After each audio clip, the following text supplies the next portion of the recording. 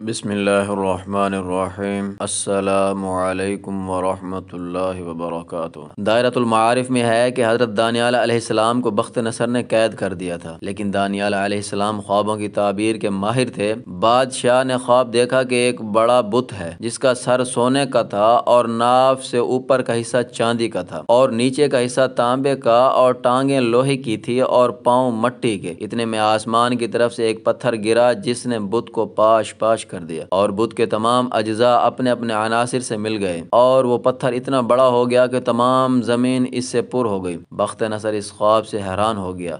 کسی نے کہا کہ اس کی تعبیر دانیال علیہ السلام بتائیں گے۔ فوراً ان کو قید سے نکالا گیا۔ دانیال علیہ السلام کو نقیب نے کہا کہ بادشاہ کو سجدہ کریں۔ آپ نے سجدہ سے انکار کر دیا کہ سوائے خدا کے کسی کو سجدہ کرنا جائز نہیں۔ اب دانیال علیہ السلام کے قتل کے لیے یہی بات کافی تھی، لیکن بادشاہ نے معاف کر دیا کیونکہ ان سے تعبیر پوچھنی ہے۔ دانیال علیہ السلام نے خواب سن کر فرمایا کہ بت مختلف قوموں کو ظاہر کرتا ہے۔ سونے سے مراد بخت نصر کی بادشاہی ہے، چاندی سے مراد وارث سلطنت ہیں، اور تانبے سے مراد اہل روم ہیں، اور لوہے سے مراد اہل ایران ہیں، اور مٹی سے مراد زوزنی ہے۔ شاید یہ بھی کوئی حکومت ہوگی، اور پھر پتھر سے مراد مذہب ہے جو بخت نصر کی سلطنت کو خاک میں ملا کر تمام روئے زمین پر پھیل جائے گا۔ حضرت عبد الرحمن بن جبیر رضی اللہ عنہ فرماتے ہیں کہ بابل کی زمین عراق میں بخت نصر نے ایک بڑا بت بنایا تھا اور لوگوں سے جبراً اس کا سجدہ کراتا تھا۔ جو اس بت کے آگے سجدہ نہ کرتا اس کو خندق میں جو آگ سے روشن تھی پھینکوا کر جلا دیتا تھا۔ حضرت دانیال اور ان کے دونوں ساتھی